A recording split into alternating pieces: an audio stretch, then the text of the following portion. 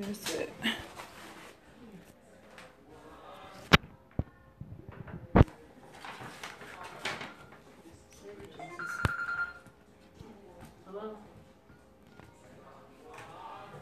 Hey everybody, we're preparing to go. We are live and we're getting ready to start now. I gotta pick her up and take her to her car.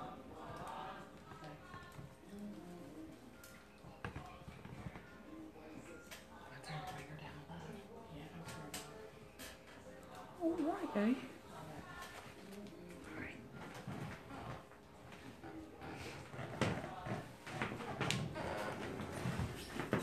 All right, am I in the frame? Yes, you are. Camera woman, am I in the Yep. frame? Okay.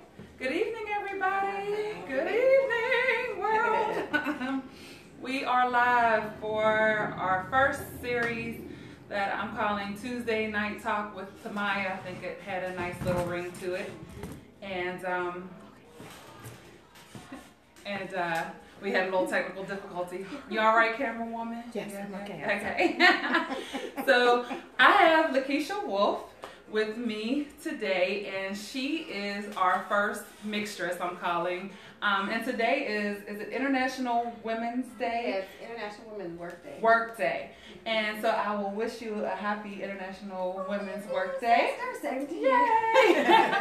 LaKeisha is actually the first woman that I ever met that mixed shea butters and actually mixed products. And I met her about 10 or so years ago. I was in my 20s, so it's been a while, and I'm almost in that 4 number. So it's been a little while. We used to dance together, and I was introduced to your shea butter. And if you could just tell us a little bit about your shea butter line. Sure. So I have been, I started this really, it developed out of my own personal journey. And I think a lot of women's businesses do, trying to find a solution to their own problems or somebody close to them. And this is like way before there ever was like a natural hair movement or anything like that. Like I went natural when I was like 18 or 19, and I'm getting close to the 40 mark myself. Right. And so there wasn't a lot of assistance, and at the time I was going through this sort of personal revolution with myself, and I was like questioning, why I permed my hair and why I was doing certain things, and it went into, what I was eating, so I started changing my diet. And so as I was thinking about what I was putting in my body, I started thinking about what I was putting on my body.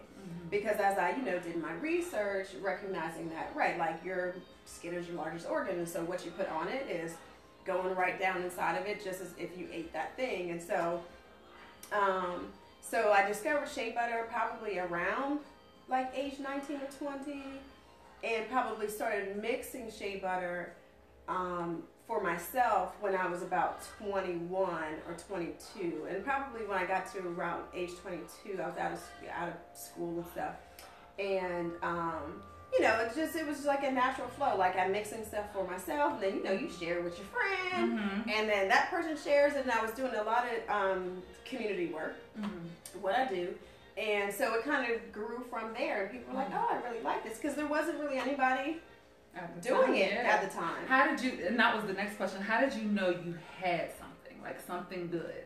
Well, one is when people kept asking me for it, you know what I mean? And what was interesting about it, because I didn't really, in no way did I actually even see it as a business. Again, it was really about my own personal health.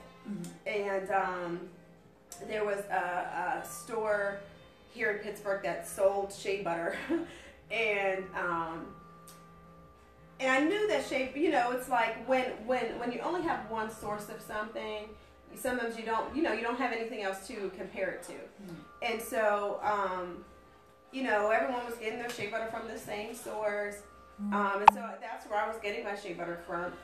But somehow I just knew, like, oh, well, the scent is always a little off, and, over time come to find out that, shea butter, right, it has this natural nutty scent to it because it comes from a nut. Right. But it does not stink. And but the shea butter that most folks were using, like a lot of people just were turned off by it, by the scent of it, and it did smell a little bit off. And so that's actually how I started mixing in different scents. And over time, even as I started doing it more and more, right, I started looking for the sources of where I could get shea butter from. But as I got more and more into, because I've always just kind of grown this interest in natural health. And the more and more that I got into doing the research about it and looking at, okay, there are different qualities of shea butter based upon the source and the way in which it's extracted from the nut and, you know, all of these different things. And then, you know, I then began to learn not even just about the process of how it's extracted, but who's actually doing the work.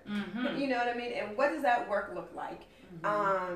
And when I realized that some of the different sources that I was getting my shea butter from, I began to what I would call these companies and ask them, well, what's the process? Like, are these women, you know, like, are these women being compensated for all of their hard work?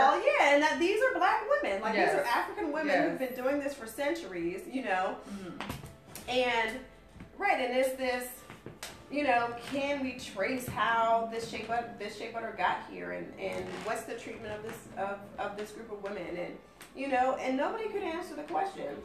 And so that's what really got me into really learning about fair trade, because then I began to look at companies where there was a direct relationship with the producer, where, you know, people were directly working with the African women who were doing the work, that they were more like intimately involved in setting their own prices,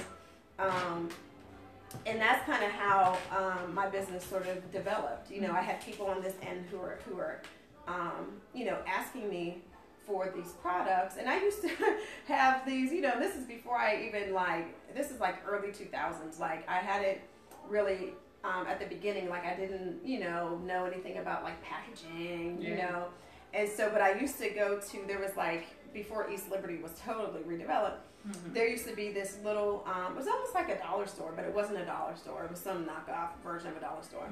Down on the corner? Yes. Before you go underneath the high rise? Yes. Yes. Yep, I used to buy hair weave. Right, because that store sold everything. It was like, it was owned by Arabs or something. Yeah. Right. And they had hair weave, and they had groceries. Right, it was like everything was everything in that store.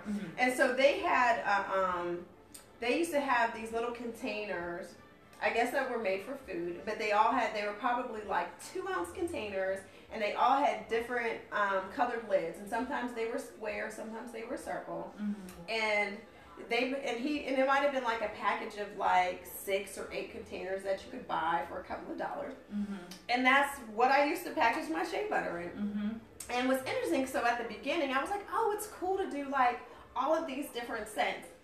And so I probably had I had so many options that people could choose from. But then as time went on, and I realized, like, as I wanted to grow the business and as I wanted to even market what I was doing, I realized that I needed to narrow it down a little bit. Because like what ended up happening is that, you know, I would go and I would do like a lot of vending events or whatever. And, you know, and I used to be like, okay, if I have like 15 cents that I could potentially do, how many of each should I make? And like, you know, if I make these many, but people really want this one, you know. And so that process was kind of hard because, right, like I might have had a friend who really liked 1,000 flower scent, and you know what I mean? But she was really the only one who really loved it, and she's one of my best friends, so how can I stop making this one, you know? Right. And then I realized, okay, let me hone it down. But then also, you know, one of the things that I could do is custom order. So people could ask me to do something personally, and now that's actually a huge part of what I do. So I have a line of products that I market and sell that is pretty succinct. But I get requested to do custom products a lot, and so I do that on the side, and then I also do private labeling. So so that's another part of what I do. So I'll do I had no idea. Yeah, so I do custom Learn products something every day. I'll do custom products, but I'll help somebody to develop the packaging. And so some of those things, because I just love to, make stuff, and more than anything, I never considered myself to be like a scientist, but I always loved science. I was always, I was good at all of these different subjects in school. I was like a super academic. But what's your sign again? What's your sign? Virgo. But yeah, into lots of things, perfectionist at all of this stuff. Yes. Master of it all. A master of it all. Like, if I don't trust that you're gonna do it well, I'll do it myself. Your hands, right? I'll do it myself. Right. And sometimes that works, and sometimes that doesn't. That's probably why I'm oftentimes overwhelmed. To a fault. Right. But yeah, so I just love. I love the challenge of somebody saying to me, "Hey, Keisha, I'm dealing with this issue." I love to go into my chemistry knapsack and do the research and formulate products. I love to do that. Absolutely love it. That's the thing that more than just mixing products and putting them on the shelf. I like to do that too. I like the idea of the personal consultation. So I've always had dreams of becoming a natural doctor. But so that's really, I feel like that's probably more so my niche than anything. And right now I'm actually studying to become a certified herbalist. So a lot of the products, the more recent products in my line are things that I have been formulating for a while. So the green hair food, which we will get into, which we'll talk about. The green hair food, and even the Enjoy Your Hair serum. Those are products that are specific herbal products that I've worked on for a number of years, and in no way did I imagine that the green hair food would be as popular as it is, and I actually haven't done a lot of marketing, so a lot of it has been really positive word of mouth. And so I want to work on developing that product a little bit more in the packaging for that product, and make it in larger containers. Do you have the green hair? So I have, I did bring it with me today. Let's transition. Wait, do you have any of the shea butter with you? Yes. Okay, so I just want to show our viewers your packaging, your shea butter line. So if you've seen the product, so over the years I've sold my products in a number of different stores. And a lot of them have been smaller stores or hair salons, so you may have seen them. And I probably had this packaging. I had developed this packaging maybe a few short years ago, because I was actually working on getting into a really large chain, and so that's still somewhere on the agenda. But I realized that I wanted to, I'll do this on a smaller scale and really focus on some of the niche stuff that I really want to do. Because ultimately, this product line, I have this community passion. And I never saw myself being really in business by myself. And so I've had this vision of forming a cooperative that's owned by women that are producing natural skin and hair care products. And so it's something that I've seeded for a long time, and whenever it's time, I know the universe will tell me and bring the right people and all of that. But in the meantime, I do a lot of workshops and teach people how to make stuff, and really just try to, inspire people to live a healthier lifestyle and do good for themselves. I have, my business is called Enjoy Yourself, but my brand, the brand of skin and hair care products is called EMOD. Which stands for Earth Mother, because I primarily use natural raw ingredients. I primarily use essential oils. I can do other things by request, custom order, whatever. If you want whatever scent, I can do that and try to source that for you. But I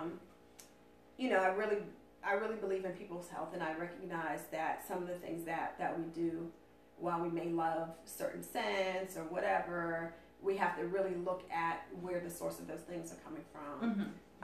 And so a lot of the issues that human beings face, but it's particularly women of color. Yes. You know, because we become product junkies, Yes. and we're like always exposing ourselves to multiple chemicals.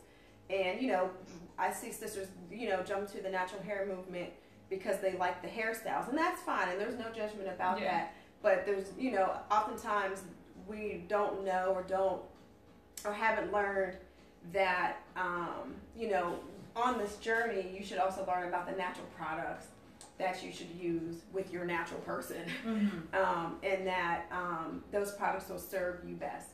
You know what I mean? So that's, you know, so that's what I do. That's what I love. So you initially started out with shea butters. Initially started with shea butter. butter. Moved into doing the... Well, yeah, so the next product, so actually there's a number of products in the line. There's some things that I actually don't have with me today. I have, I do a number of different types of like salt scrubs, like a lavender one. I have a peppermint one, and then I have a really popular tea tree and comfrey foot scrub, which I'm hoping is going to be sold in a local herbal shop soon. Is that herbal shop located in which area? It's Squirrel Hill. Oh, a wonderful herbal shop located in Squirrel Hill. So we're hoping that happens really soon. But the next product that I developed, and I do want to say that, you know, my business is nowhere without my sisters.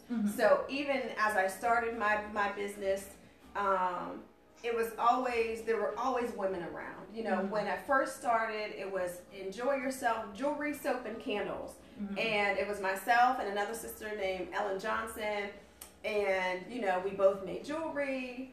I made soap and she made candles. And this is like, you know, we would go to festivals and stuff and share stuff. And so, you know, and I had the shea butters too, but it wasn't necessarily in like the tagline.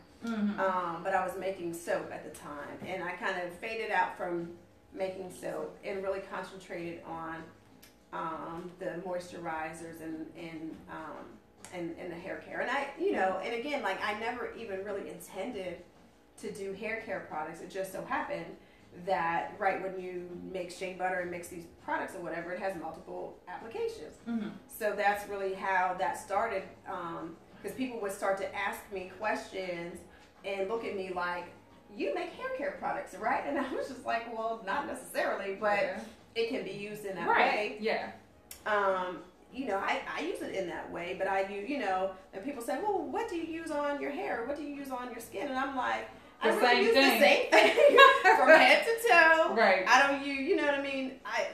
The only thing I can say is that, you know, everything that I use natural stuff. Like I really try to deter from anything that's artificial. On my body, you know. I don't really use I don't have a special like regimen of like, you know, a host of different products that I use on my skin. And for some people that might be what they need to do, whatever their skin type is, or their different conditions. I try to keep it as simple as possible. You know what I mean? I think that if you have a product that is versatile and, you know, keeps you from having to buy 15 different things because you think you need 15 different things, and maybe you do, but most of us don't.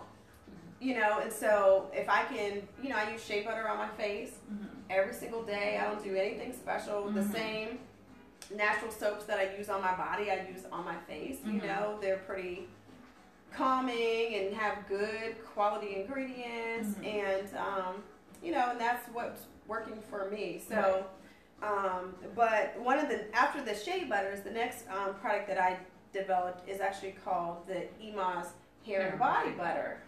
And the hair and body butter, the first renditions of the hair and body butter were actually, at the time I was working with another sister who was living in Pittsburgh, and she moved to Ohio, and we began to formulate this product. And after she left, I changed the recipe a little bit and got to kind of where I'm at now with it. And what it is it's a nice combination of the fair trade shea butter, and I mentioned before, like with the shea butter, you know, all shea butter isn't the same. So I really try to source what's known as like a grade A shea butter. So the grade A shea butter, so it's a fresh butter the vitamins and the nutrients that are naturally contained in shea butter are all there. So it's not shea butter that sat in a warehouse for like 2 years. You don't really know. Nothing went rancid. Right, Yes. because it does have a shelf life. So people out there, if you have shea butter and you've had it for several years and you think you bought it in bulk and you just have it, and you'll have it for, you know what I mean? It still may provide some basic levels of moisturizing on the surface, but it's not going to heal your skin or heal different types of skin conditions in the same way that a fresh quality shea butter is going to do. So if shea butter is going to naturally have like a light tan color. If you have a product and it starts to look white, that means that it's lost its qualities. Yeah, so it's sat around for way too long. And generally, like if you keep shea butter sealed, you can have a good shelf life for maybe 2 years. But yeah, you just have to be mindful. And if you're taking good care of yourself, you're gonna be using that shea butter from head to toe. And it goes give quickly. yourself a full body rub down every on a regular day. basis. Yes. Yeah. More than once a day, hopefully. Right, Self-care. Self-care, everyone. All day, every day. Right. So the hair and body butter is a blend of the grade A shea butter. It's mixed with an organic coconut oil and an organic olive oil, and a small amount of beeswax. And I try to use, sometimes it's not always available, but I try to use a local beeswax. So I try to support local people when I can. And then too is that when you use a local beeswax, again, you can kind of trace where the product is coming from, and you know that it's not going to have a whole bunch of extra stuff in it. You know what I mean? So I really try to do that as much as I possibly can. And so I make that in 2 different scents, in a tea tree and lavender, and also in a lemongrass. That's beautiful. This is nice. I used to do a frankincense, and I'm kind of fading that one out of the mix, even if I folks remember ask. fragrances. Yeah, My mom, people ask for it a lot. She had one. Before. Yeah. And I actually want to replace the frankincense with a new blend. So I'm going to have a new blend that I've been kind of playing with a little bit. Something that will appeal to both men and women. Okay. I think the tea tree and lavender appeal, well, really they all appeal to men and women. Yeah. I mean, women obviously is the largest customer base, but yeah, I want to find something that maybe has like a more muscular scent, that a lot of people would like. But if I'm talking to a man, he knows he's like, I smell like lemongrass or whatever. Yeah. So, although I love lemongrass. You're right. Lemongrass is awesome. It's very uplifting. Yes. Yeah. So then, so last year I ran into LaKeisha at we were at the King's Locks and Twist conference. Right. And I don't know where or how I even heard about the green hair food. I must have been snooping on Facebook when I wasn't supposed to be on there or something at some point, but I knew as soon as I saw you that I had to ask if you had it with me, and I did. And I had my little Ghana basket carrying products around. And you had your basket, and so I purchased some, and I took it home to use it on my scalp, to give myself scalp massages and just to try the product out and to support a Black woman in business, because this is what we do. It doesn't matter if you know 10 women who even do similar things. Each one has a different nuance, and it's okay to support. Puts their own energy into and it's awesome. And so I took it home and I used it, and as soon as I opened it, the scent was so comforting. It was, I don't remember feeling that way. I don't know, some of you, like everyone has I cannot be pegged on the scents I like. Sometimes I like citrus, sometimes I like sweet, sometimes I like musky and heady and date night, and sometimes I like herbal. And I remember back in the early 2000s when I first tried Healthy Hair Butter by Carol's Daughter. And like there was something about it that just felt like a warm blanket. And so when I used the Ema's green hair food, here it is. Okay, let me just smell it. It just, it smells so good. It just smells like love. It really does. And not only does it smell great, but it works very well. And what I did is I started to use it on other people. Mm-hmm. And as soon as I would open it, people would say, "What is that?" And I would say, "It's green hair food." So it would be that simple. And so I don't know, one day I went to do a blow dry on my hair. And, but are there, give me 1 second, in case there are questions, how am I supposed to get on? Keep going. Okay. I'm sorry, this is live, everybody. Right. This is live. Small technical difficulty, but Yeah. it's been resolved. Yes. Okay, so. Okay, is there a question? Yes, there's a question. Okay. Can it be used on hair locks? Absolutely. You can use it to do lock maintenance. You can use it to do just for general moisturization. Mm-hmm. Do you have any? I use it every day Mm-hmm. on my hair, just about. And you had locks at one point. I did. And actually, I want to say, like, the product, so I really formulated this product because I recognized that women kept coming to me with these issues that they were having about hair breakage and hair loss. Mm-hmm. And it just, and it hurt my heart to hear some of the stories that sisters were telling me. Mm-hmm. And for, like, a lot of women had what they call the tension alopecia, Yeah. where they're losing their hair because they Too have, tight. right, they're braiding too tight, they're weaving too tight, they have just overdone their hair, Mm-hmm.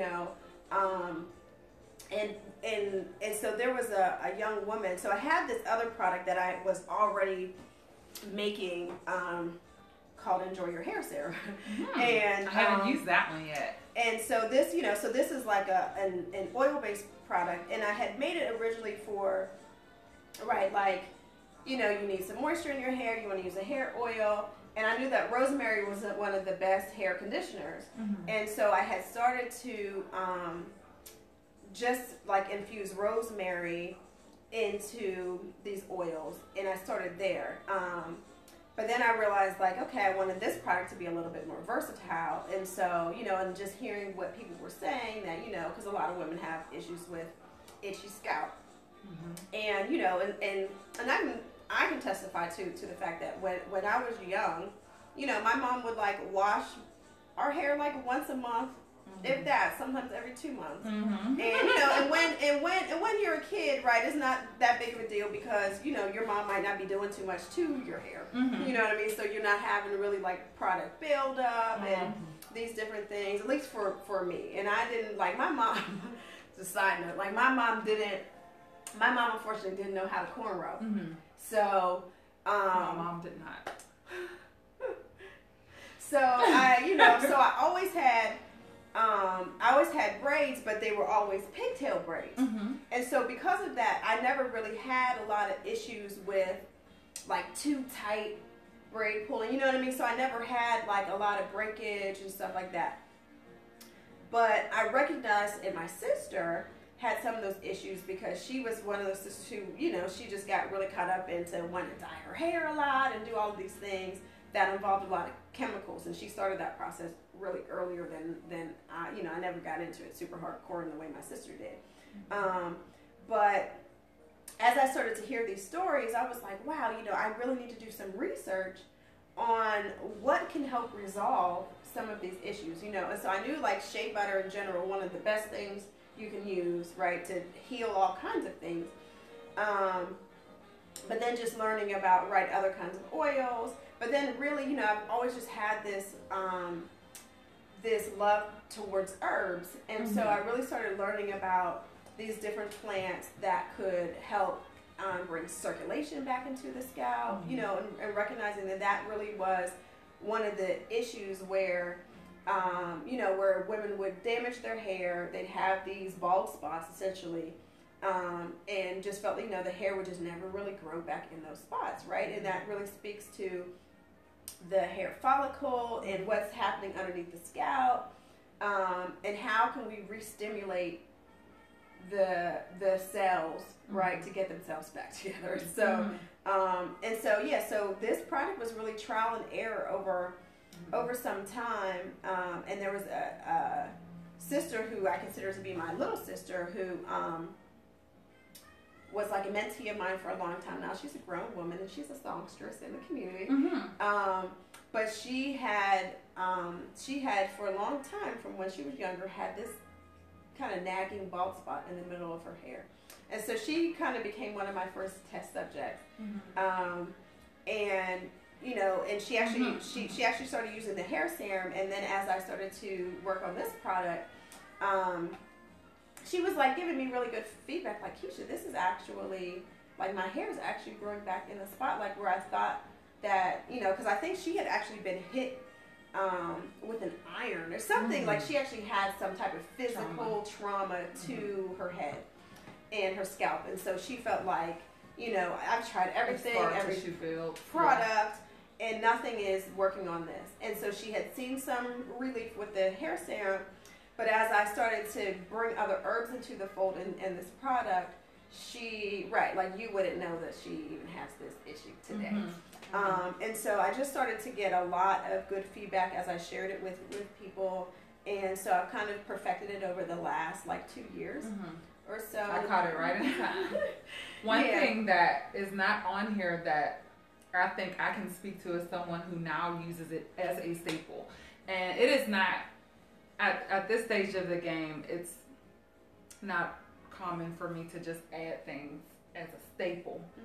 It is a staple. You know, I will come into Ujima like, where is it at? Where is it? Because I have to have it. I get anxious if I don't have any, or if I feel like I'm running low. When we leave, this one is yours. Oh, wow, thank you. Which I'll probably end up doing a giveaway because somebody's going. Yeah, and I was going to ask you if you wanted to do a giveaway, and I can bring another one. So you can have one. Ooh, look everybody, it's a win-win. Yay. Okay, so I do a lot of blow dries because I do a lot of braided styles and bantu knots and, you know, a lot of things you need on stretched hair. I'm going to eat this piece of chocolate. Go right ahead. So what I've noticed is that blow dry time has increased as far as like being able to complete it faster. Okay. I'm able to, well, actually it's decreased. Okay. Yes. I've been able to take headfuls of very, very thick hair that may have taken a lot longer. And then I started to use the green hair food specifically on a few people who I know have just loads of hair. Quick. Done. And it's cut that hair from, because I know with the heat, right, yes, you're making it dry. Yes, and I don't use cheap blow dryers either. Right. You know, I'm telling you. Well, that's awesome. I was like, whoa! So, which is why it became a staple. I was like, oh, well, yeah, this is shaving time off of services, and time is money for everyone. So, especially in a salon industry. Yeah, you want to get done, and if people have loads and loads of hair, no one wants to sit all day. You know, and no one wants to stand all day. That's right. And so I definitely recommend. Where can you purchase your products? Okay, so right now in Pittsburgh, the Ima's Green Hair Food can be purchased at Ujima Collective Boutique, which is in the Hill District, 1901 Center Avenue. And then it's also on the other side of town, at the East End Food Co-op. So those are the two main stores in which it can be purchased. If anybody has a store and would like to carry it, I'm open to having that conversation as well. Or if you want to, you know, purchase it in bulk, if you're a hairstylist and you'd like to have it as a part of what you use for your clients, I'm open to that. And then it is also available on my website, which is www.imsgreenhair.com. www.enjoy-ema.com. Okay. And LaKeisha is also a very talented jewelry maker. She crafted these beautiful earrings, and she also features other designs. I didn't know if you wanted to show a couple of your pieces. I can show some stuff. Yeah. And these you can purchase at Ujima also? Yeah, and I do, again, like, I love custom work. As long as folks ain't putting me through too many changes. I see a pair I want. I see a pair I need. So some of these are from my personal collection. Dang it! Just so you know. Because I don't have a lot. Some of these pieces are available, but a lot of the pieces, I don't have a lot of pieces laying around because I make stuff, I put it in the store. And then I'll do custom pieces, and it's for show us that a few person. things. Okay, so when I made these, I had to decide that I was going to keep these earrings for myself. So I work primarily with gemstones. Again, my business is called Enjoy Yourself, and it's really about people tapping into who they naturally are. That you can enjoy who the Creator made you to be. And the business is actually represented by an adinkra symbol. I love adinkra, West African symbols, which the symbol for Enjoy Yourself is actually shaped like a little temple. And when I saw it, I was like, this is perfect, because it's, when you think about your body being a temple, right, you need to honor your body. And so, I love gemstone. I love anything that comes from the earth, like Mother Nature. Like, she gives us so much of what we need. So a lot of what I do, even with jewelry making and how I started, it was my own therapeutic process. I was making jewelry to help heal myself. And as I learned more about the therapeutic property of gemstones, I actually did, again, like, I love person-to-person interactions and talking to somebody about what it is they might be challenged with, what it is they like to draw to themselves. You know what I mean? And so that's so that's really like why I like making jewelry, right. But I really am attracted to the energy of stones.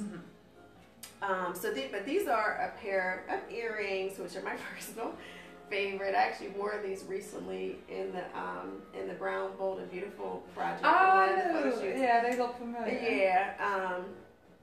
And this is copper jasper feathers. Beautiful.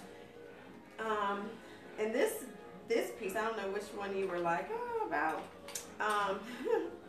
This has some matching earrings. So I have tons and tons of amber that I actually don't work with very often because, sometimes I try to keep things in like price points where it's really accessible for people. Yeah. And a lot of this amber I have, because I've been in spaces where I've been able to cross paths with like a lot of like African traits. Men, they're bringing amber, like African amber, into the boutique where I'm at. And so I'll buy these things. And so I have a ton of amber at home that I haven't really fully been able to like work with as of yet. But so this is actually some of these bigger pieces. But this whole piece is amber, and it has some matching earrings. So this is one of my newest favorite pieces, but technically it is for sale. I haven't put it in the shop or anything, but it's for sale, everybody. So speaking of sale and entrepreneurship and supporting each other, and this is Women's History Month, and I feel like this is something we should close with. If you could just tell us a little bit about Ujima Collective and the work that you're doing with Ujima. Okay, so Ujima Collective is a nonprofit, and we're based in the Hill District. I mentioned that's where I sell some of my products. It essentially was a nonprofit that was founded by a group of Black women here in Pittsburgh who recognized that we needed our own space to have healthy exchanges with our customers. And we were tired of like chasing the festivals or waiting for somebody else to have an event. And at the same time, if you're in Pittsburgh and you're familiar with the Hill District, you know about the legacy, the long legacy of business ownership. You know, it's a neighborhood that has a long history of arts and culture for African Americans, and it was like the place to be before the 1950s and heavy redevelopment, which like wiped out, you know, thousands of people's homes and businesses. And so, you know, this was the place where, you know, art and culture and jazz was, you know, was major. Like this was like one of the things that they tags or mottos of it was that this was like the crossroads of the world. And so so we decided to make the Hill District our home. And so this group of women we basically began to organize other Black women. Before we had a store, before we really had anything, all we had were ideas. And listen, that was wisdom. It was, yeah, all we had were ideas, but we felt like we can make this happen. And you know, people fight over property in the Hill District. It's a prime property area in the city of Pittsburgh. 5 minutes from downtown. 5 minutes Pittsburgh, from downtown in Oakland. You know, it sits between the two highest economic generators in the state, next to Philadelphia. And so, you know, and this is property that, I mean, I can go on and on about like the Underground Railroad. So this is a place where like African people have been coming for a long time. So the spirit of this neighborhood is deep, profound, and it's beautiful. And I can't even speak to, you know, what I think that it does for the people and the way that the people who live in the Hill District fight for their community and do not allow just anything to happen.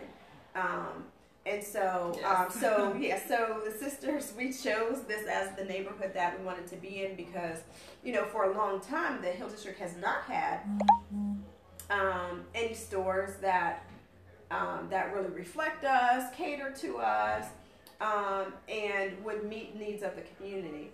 And so, and at the same time, what we were also looking at was we were doing research. You know, we're trying to figure out like what, you know, like Black women, you know, there was like a study at the time that said that the net worth of Black women was $5.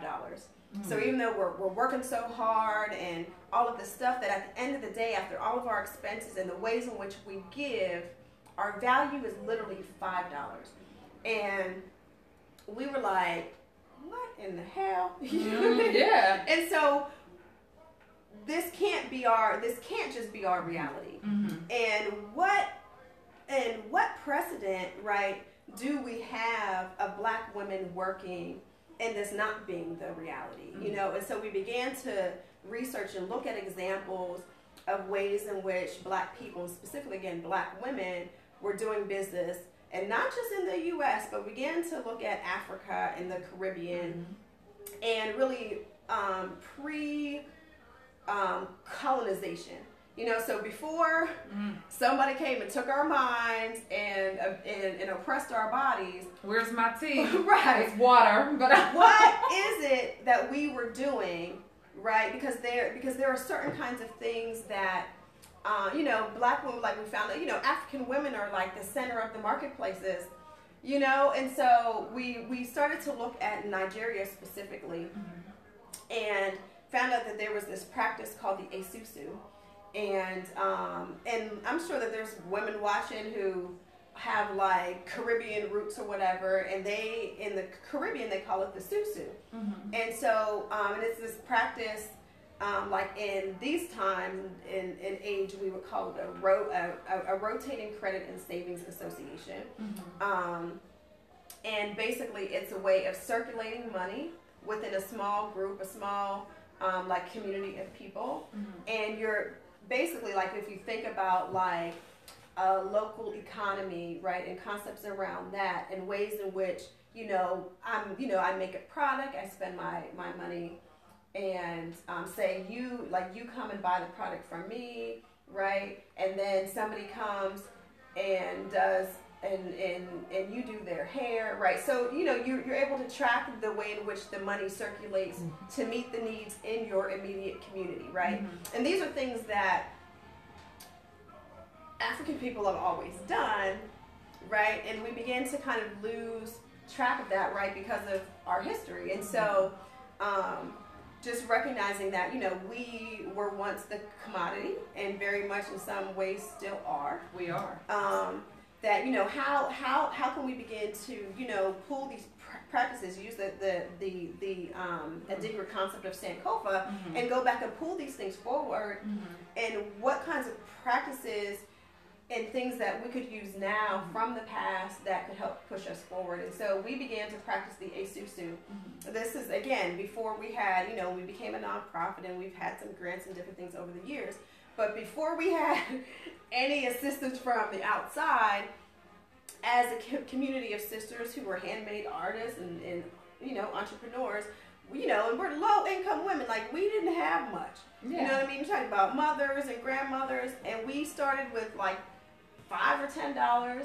And what you do is you put that money in the pot, but the pot doesn't just sit there. The pot is an active pot of money. So if there's 10 of us in this group and we put our $10 in the pot, that pot is $100. Yes. But then we take that $100 and we loan it to a sister in the group immediately. And she gets to use that 10 times 10 to activate on whatever she needs. So she can invest in her business, she can pay a bill, she can buy some food for her children, right?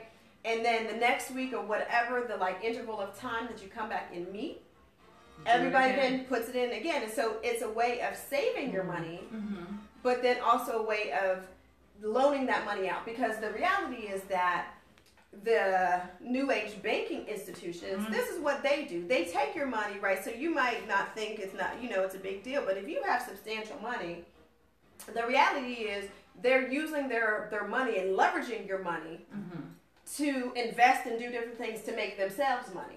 Right? And so that money in the bank is not working for you. And so this is a way on a very small, local, intimate scale. It helps to build trust within small groups, within our communities, where you can see that money working for you and working for people who look like you. Yes. Right? And of course there has to be a system of accountability, but the reality is these are systems that are still used today in Nigeria, in the Caribbean. You could go into a marketplace in Nigeria today, and there's a woman who is the quote-unquote banker, and she's the one who goes around and collects money from all of the market women.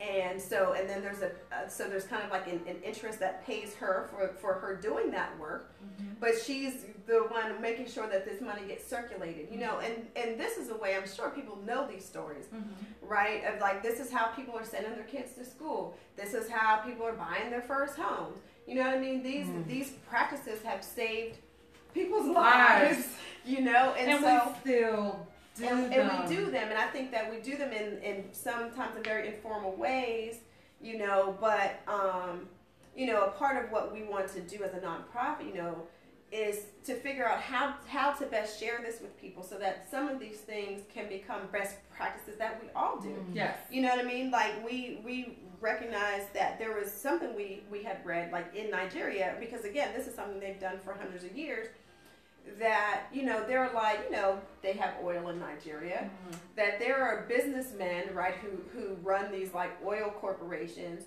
They practice Esusu. So they might have in Esusu that's like $1 million. And they're like $1 million. And they're letting their friends borrow the sum of however many people are in that group. So, if it's 5 of them, there's a 5 million pot that's going around, and folks are making moves with that. And so, over the years, we went from $5 to $10, $25, $30.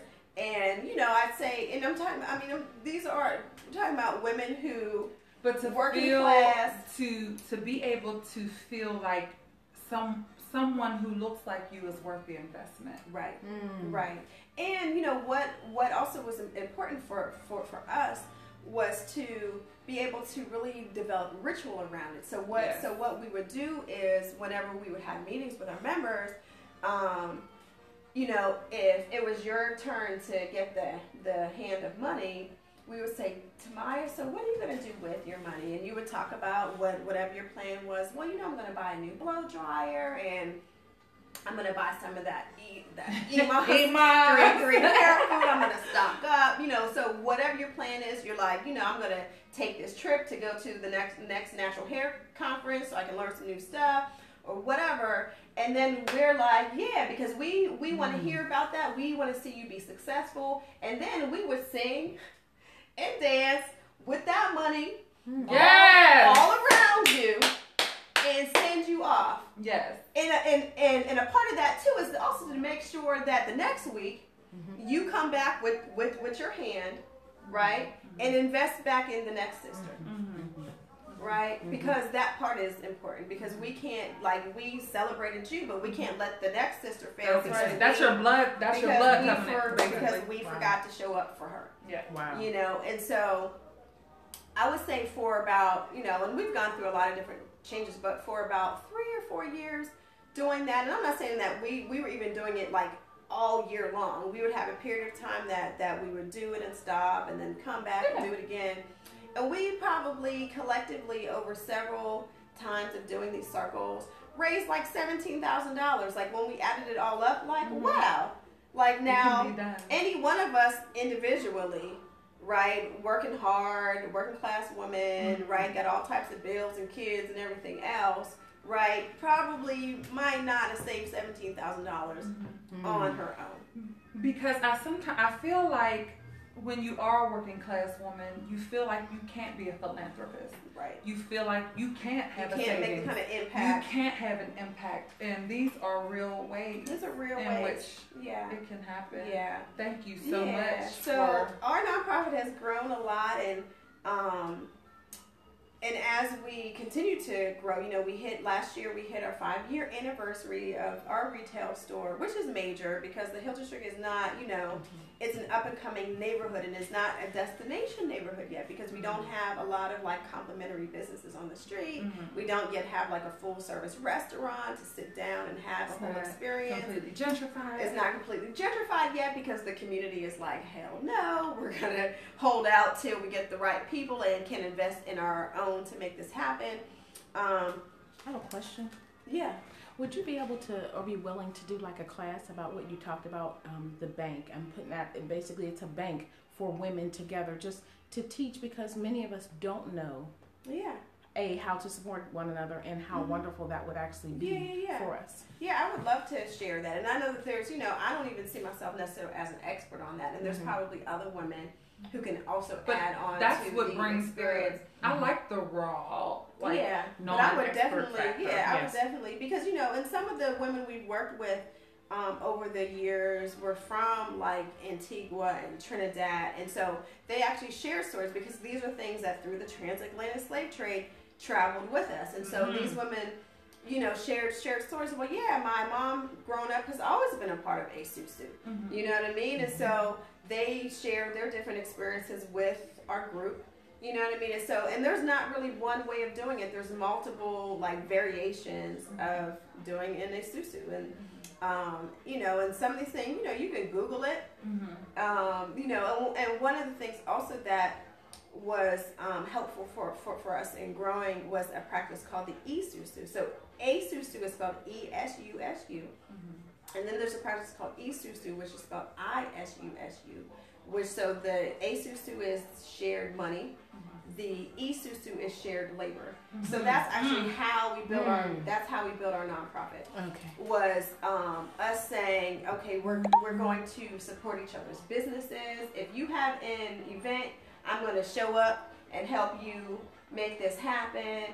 And and a lot of times we weren't always as formal as tracking the hours or whatever, and there are formalized ways of doing that, and there are and that concept is called time banking, and it's really about creating new forms of currency, because again, because Black people were the commodity, we don't know really how to value ourselves. You know what I mean? We don't know how to value our work. Black women that I've come in contact over the years who make awesome products, and some women are like, I'll see them, they have an awesome product. I'm like, oh my God, you might need to skip the whole jury process. You're in the store, you know what I mean? But they're not even confident enough. They feel like they're not ready. Yeah. And I'm just like, sister, like, can I be on your team? Like, you are ready. Yeah. Like, you're ready than most people. And like, and I just want to reflect to you how awesome your stuff is. You know what I mean? And folks who really put time and effort and are creative, and it reflects in whatever it is that they make and that they do, and they just don't see it in themselves. You know, and I think that we're all victim of that sometimes, because you know, we live in America and stuff gets hard out here. You know what I mean? But we do have to build each other up, and we have to. And we learn, you know, we have to learn how to give constructive criticism with love, and we do have to hold each other accountable. Yes. But you know, to say like you have to get better at this. Like if this is what God's put in you to do, you know, keep working at it. And you know what I mean. And if I can support you in doing that, you know, I'll do what I can that's within my capacity to do. You know what I mean. So at this point, like in our boutique on Center Avenue, we have a lot of local products. We have a lot of global products. We took a trip to Tanzania last year and worked with some local designers, and you know, and one woman, Dawn, she designed a collection of skirts for us, and we had a group of women and young people in Tanzania produce those items for us. And so, you know, I was just telling somebody today, like, I would love to have the opportunity to be the bridge that helps to connect a local designer and whatever product she's making, particularly textiles or whatever. And I'm not a sewer. I like to sew, but that's not really my purpose in my gift. But to be able to help somebody connect to another group of Black women somewhere who need an opportunity, right, to also support their own families and their own community, right, and to pull those things together. And we were able to do that this past year, and to grow a relationship. And so, you know, I'm a fan of Black people making their own stuff. I'm a fan of, you know, us figuring out new ways to support ourselves. You know, again, I'm not an expert, but I am a practitioner. Yes. You know what I mean? So, yes. You know, let's make it happen. Yeah. Yes. Well, thank you so much for your time. I want to say that I am so inspired by you. I'm trying not to be emotional.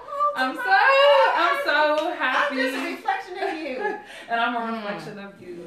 Yeah. And you're doing awesome things. To be able to sit at the feet of another woman who's basically paved the way. And I think when you get into the space of being an entrepreneur, you value things in a different way, and you value people in a different way, and the experiences and the journey. And you just realize, you know, all of the wisdom that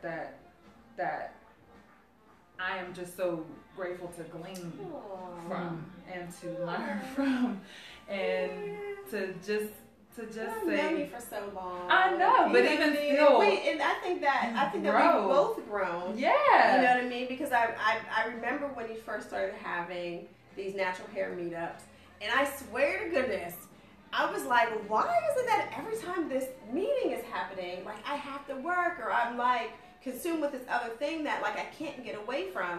And then I was like, am I on her mailing list? Is she? I was like, is she inviting me to these things? Because I just felt like I just realized you weren't even in the hair group. I just learned that. I thought I had joined the hair group. I thought you were too. And then I realized I wasn't getting no notifications. Right. You know what I mean? And then like, you know, I just saw that when I went to tag you the other day in the flyer. Right. And I added you. I know, and I was like, oh, I'm in the group finally. Haven't been in the group. But there's just so many things I just learned because I just went and did it. You know? Yeah, and you just, you know what I mean? Fear is like the thing that I've learned to fear is not living my purpose. Yes. That's what I fear. I fear not living my reason for being here. Yes. You know what I mean? And things are scary. Yeah, absolutely. I've taken all kinds of risks and not known. Like when I first like went official with my business or whatever, and like quit my 9-to-5 job, I remember I was so nervous because I used to have a really bad stuttering problem, and sometimes it comes up when I get anxious or whatever. But I remember like I'm like literally shaking on the phone, like having to write down, my name is LaKeisha. I do that. I just like gotta write it down. Yeah. You know what I mean? And so we've all, I feel like I've got so much further to go, so much further to grow. Yes. And and I'm not where I want to see myself, but I know I've come so far. Yeah. And we have to stop and celebrate Absolutely. how far we've come. I've had to stop and say, oh my God, like I've been doing this for over 10 years, and I guess that would make me like an expert. Yes, it would. And I also say, especially in the entrepreneur community, especially in Pittsburgh, I'm now starting to feel like unsung sheroes. Mm-hmm. Yeah, sometimes I don't know how people see me because in Yeah. my own mind as a Virgo, I'm my own It's worst never critic. enough. It's never enough. Never enough. So I thank you for inviting me here. Thank you. I'm excited about. Does anyone out there have any Talk questions with at Tamaya. all? Anything come up? Any questions for LaKeisha, for Ujima? Yeah. About But I'm Ujima, on the Facebook. brand? You Okay. can find me. All right. Yeah. Well, thank you so much for joining us. And hi, Sid. He's messing with our camera woman. Thanks, everybody. Take care. Peace.